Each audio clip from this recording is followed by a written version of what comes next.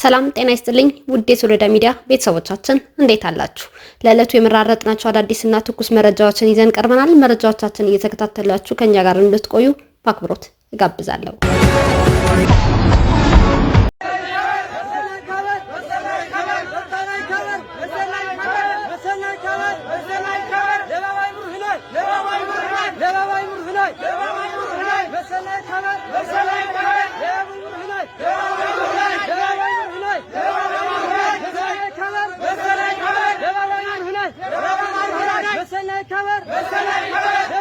በምስሉ ላይ የተቃውሞ ሰልፍ እያካሄደ የተመለከታችሁት የራያ ወረባዬ ህዝብ ሲሆን የራያ ዘቦ አመራሮችን እንዲሁም የወረባዩ ቀበሌ አስተዳደር መሪዎችን በመቃወም ነው እንዲህ ድምጻቸውን ያሰሙት። በተቃውሞ ሰልፉም የህዝብ መብት ይከበር፣ ሌቦች አይመሩንም፣ ሌቦች ከቀያችን ይውጡልን በማለት ድምጻቸውን በመረረ ሁኔታ አሰምቷል። የህወሓት አንጃ ቡድን በአቶ ጌታቸው ረዳ ያደረገው መፈንቅለ መንግስት በራያ ዞን አስተዳደር በታጣቂዎች ታግዞ መድገሙም ይታወሳል። ይህ የራያ ወረባዬ ህዝብም የህወሓት አንጃና ሌባ ስብስብ አይመራንም፣ ሌባ ከቀያችን ይውጣልን በማለት የተቃውሞ ሰላማዊ ሰልፍ ማካሄድ ትናንትና ጥቅምት 12 2018 ዓ.ም ጀምሯል። ሩሲያ በኢትዮጵያ የኒውክሌር ኃይል ማመንጫ ጣቢያ የምትገነባው ዘመናዊ በሆነውና ደህንነቱ በተጠበቀው VVER 1200 ቴክኖሎጂ መሆኑን ገለጸች።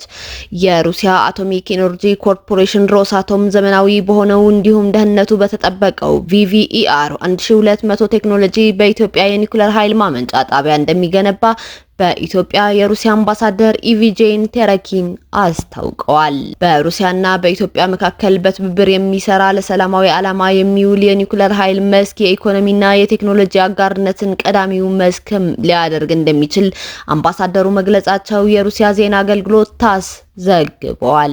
በተያያዘ ዜና የሩሲያው የውጭ ጉዳይ ሚኒስተር ሰርጌይ ላቭሮቭ ሀገራቸው በኃይል በንግድና በዲፕሎማሲ መስኮች ከኢትዮጵያ ጋር ያላትን የሁለትዮሽ ግንኙነት ለማጠናከር ቁርጠኛ መሆኗን አረጋግጠው በወታደራዊ ትብብር መስክም ኢትዮጵያ ቅድሚያ የምትሰጣቸው ጉዳዮች ለማክበር ሞስኮ አሁንም ዝግጁ መሆኗን ገልጸዋል። ሚኒስትሩ ይህንን ያሉት ከኢትዮጵያ የውጭ ጉዳይ ሚኒስተር ዶክተር ጌዲዮን ጢሞቴዎስ ጋር በተወያዩበት መድረክ ነው። በውይይታቸውም ወቅት ሁለቱ ወገኖች በወታደራዊ ቴክኒክ ትብብር ጉዳዮች ዙሪያ ያላቸውን ግምገማ ማድረጋቸውም ተዘግበዋል። አዲሱ የማዳጋስካር መንግስት ሙስናን እንደማይታገስ አስጠነቀቀ። ከፍተኛ ባለስልጣናት ከሀገር እንዳይወጡም ታግደዋል። አዲሱ የማዳጋስካር መንግስት የህዝብን ሀብት ያላግባብ ማዋልን በተመለከተ ከዚህ በፊት በተለየ ለሀገር ግንባታ የሚያደርገው ጥረት አካል አድርጎ ጠንካራ እርምጃ እንደሚወስድ በቅርቡ ባወጣው ጋዜጣዊ መግለጫ አስታውቋል። በሀገር ውስጥም ሆነ ውጭ ያለ ማንኛውም ሰው ብሔራዊ ሀብት ወይም ገንዘብ ያላግባብ በመጠቀም ጥፋተኛ ሆኖ ከተገኘ ደረጃው ወይም የቤተሰብ ግንኙነቱ ምን ይሁን ምን የሰረቀው ንብረት የሚመልስና ህጋዊ እርምጃ የሚጠብቀው ይሆናል። በ3 ወራት ውስጥ ይጠናቀቃል ተብሎ ለሚጠበቅ የአስተዳደር ኦዲት ከፍተኛ ባለስልጣናት ልዩ ፍቃድ ሳይኖራቸው ማዳጋስካርን ለቀው እንዳይወጡ ታግደዋል። እነዚህ እርምጃዎች የህዝብን ሀብት ሙሉ በሙሉ ለመከታተልና ለታለመለት ዓላማ ማዋልን ለማረጋገጥ የተወሰዱ የህዝብ አስተዳደር ቁጥጥር ማሻሻያ አካል ናቸው። ይህ በእንዲህ እንዳለ አዲሱ የማዳጋስካር መንግስት የዓለም አቀፍ ለጋሾችን እምነት ለመመለስና እየሰራ መሆኑን መገናኛ ብዙሃን ዘግበዋል። በናይጄሪያ ነዳጅ ጫኝ ተሽከርካሪ ላይ በደረሰ ፍንዳታ ቢያንስ የ35 ሰዎች ህይወት አለፈ። በናይጄሪያ ሰሜናዊ ኒጀር ግዛት የነዳጅ ጫኝ መኪና ተገልብጦ በደረሰ ፍንዳታ ቢያንስ 35 ሰዎች መሞታቸው የሀገሪቱ የፌዴራል መንገድ ደህንነት ኮርፖሬሽን FRSC አስታውቋል። ተሽከርካሪው ከመንገድ ላይ ተንሸራቶ ከወደቀ በኋላ ቤንዚን ፈሷል። ይህም አደጋው ከደረሰ በኋላ ብዙም ሳይቆይ ፍንዳታው ተቀስቅሷል ሲሉ የግዛቱ መንገድ ደህንነት አዛዥ አሻይቱ ሳዱ ተናግረዋል። የናይጄሪያ ቲቪሲ ኒውስ እንደዘገበው በአደጋው የተጎዱ በርካታ ተጨማሪ ሰዎች ለሕክምና ወደ ፌዴራል የሕክምና ማዕከል ተወስደዋል።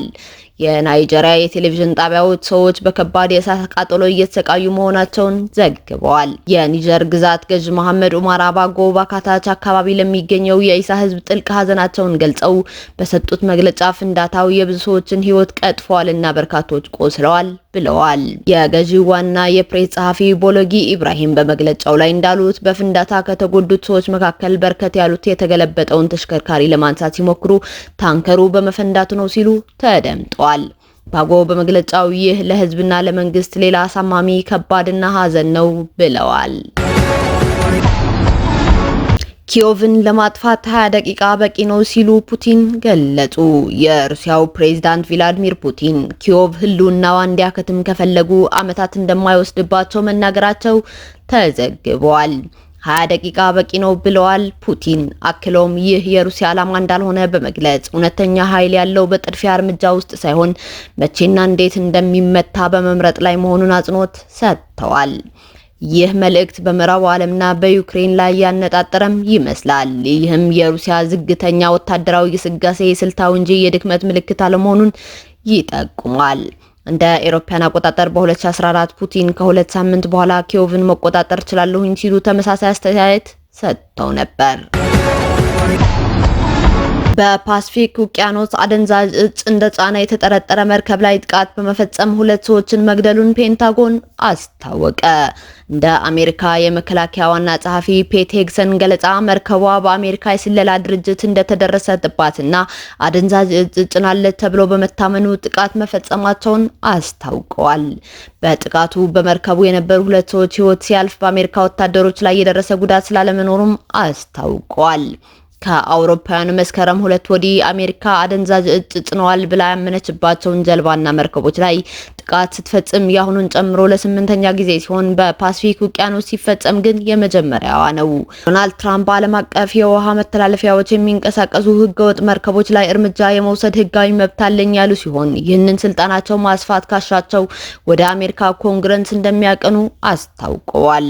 አስተዳደራቸው ጸረ አደንዛዥ እጽ እንቅስቃሴዎች በስፋት ለመጀመር መዘጋጀቱንም ገልጸዋል። ትራምፕ ምክትላቸው ማርኮ ሩቢዮ በበኩላቸው በኦቫል ኦፊስ የነበራቸው መግለጫ መርከቦች ሲጋዩ ላለመመልከት የትኛውም ሀገር ወደ አሜሪካ አደንዛዥ እጽ መላኩን ማቆም ይገባዋል ብለዋል።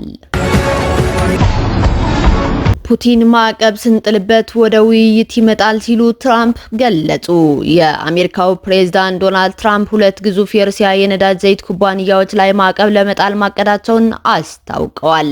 ይህም ሞስኮ ከዩክሬን ጋር በቀረበው የሰላም እቅድ እንድትስማማና ወደ ድርድር እንድትመጣ ጫና ይፈጥርባታል ተብሏል።